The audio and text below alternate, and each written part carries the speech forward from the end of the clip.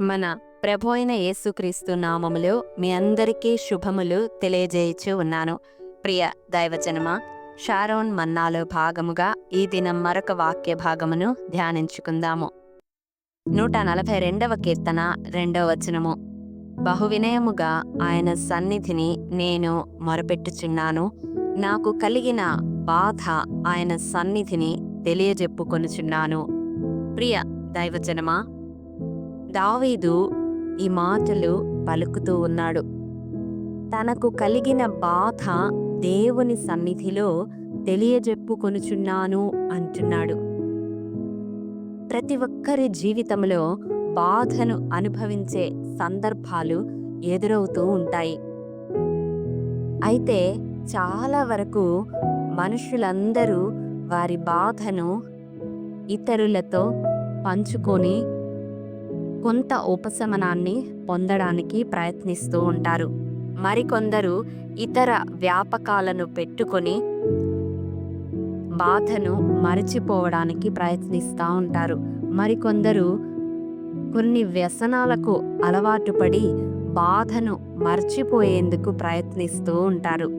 కానీ ప్రియ దైవజనమా, క్రీస్తును వెంబడించే విశ్వాసిగా మనము బాధ కలిగినప్పుడు మనకు కలిగిన బాధ అంతటినీ దేవుని సన్నిధిని తెలియజెప్పుకునేవారముగా ఉండాలి.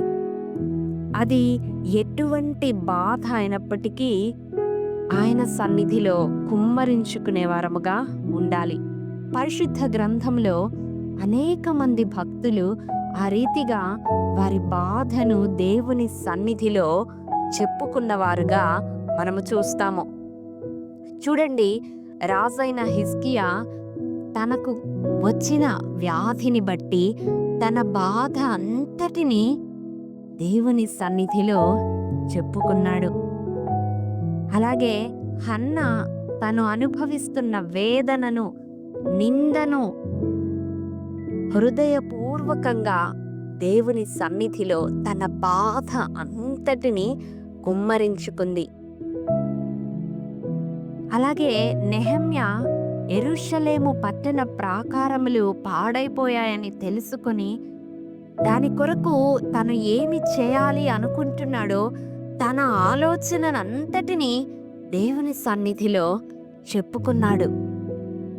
అబ్రహాము సమస్తాన్ని కలిగి ఉన్నప్పటికీ తనకు వారసుడు లేడే అన్న కొరతను దేవుని దగ్గర చెప్పుకున్నాడు. మోషే, అహరోనులు మిర్యాము కుష్ఠుదైపోయినప్పుడు తమ రక్త సంబంధిని బట్టి వారికి కలిగిన బాధ అంతటిని దేవుని సన్నిధిలో చెప్పుకున్నారు. ఆమె విడుదల కొరకు గోసాడారు. అలాగే ఓటమి ఎదురైనప్పుడు హాయి పట్టణ వాసుల ఎదుట యెహోషువ తన బాధ అంతటిని, తన ఓటమి గురించిన వేదన అంతటిని దేవుని సన్నిధిలో చెప్పుకున్నాడు. ప్రియ దైవజనమా, గుడ్డివాడైతే తనకు స్వస్థత కావాలి అని తన బాధ అంతటిని యేసయ్యతో చెప్పుకున్నాడు.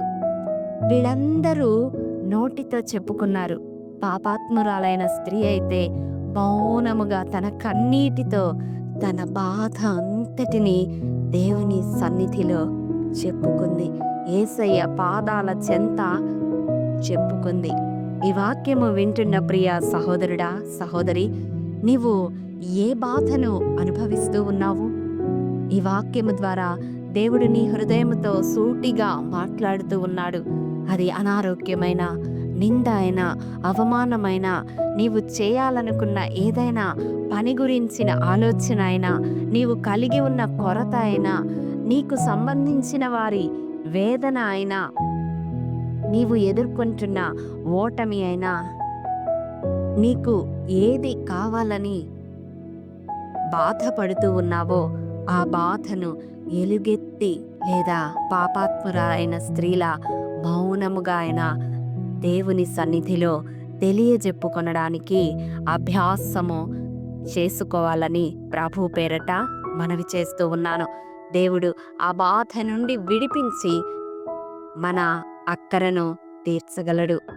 భారభరితమైన మన ఆత్మకు స్తుతి వస్త్రాన్ని ధరింపచేయగలడు. అతి కృప దేవాది దేవుడు మనందరికీ అనుగ్రహించునుగాక. ఆమేన్. మమ్మల్ని మిక్కిలిగా ప్రేమించిన మా ప్రియ పరలోకపు తండ్రి, నీ పరిశుద్ధ పాదములకు వందనములు. దేవా, విత్తబడిన వాక్యమును ప్రతి హృదయములో నూరంతలుగా ఫలింపచేయండి. ఎవరైతే ఈ వాక్యము విని తమ బాధ అంతటిని నీ సన్నిధిలో తెలియజెప్పుకుంటున్నారో వారికి విడుదలను యేసు నామములో ప్రకటిస్తూ నీ కృపా హస్తాలకు వారిని అప్పగిస్తూ యేసు అతి పరిశుద్ధ నామం పేరట అడిగి పొందుకొని ఉన్నాము తండ్రి. ఆమేన్.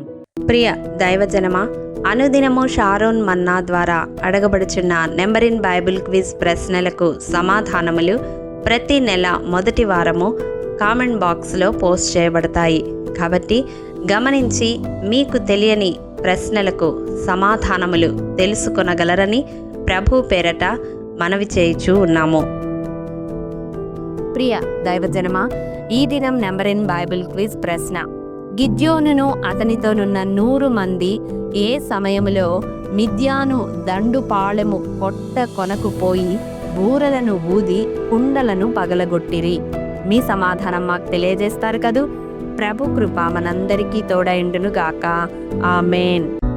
ప్రియ దైవజనమా, ఈ దినము జన్మదినము, వివాహ దినము జరుపుకుంటున్న వారికి షారోన్ గ్రూప్ తరపున హృదయపూర్వక శుభాకాంక్షలు తెలియజేయుచూ ఉన్నాము. దేవుడు శ్రేయస్కరమైన ఆశీర్వాదములతో ఈ సంవత్సరాది నుండి సంవత్సరాంతము వరకు మిమ్ములను నింపాలని ప్రార్థిస్తూ ఉన్నాము. ఆమేన్.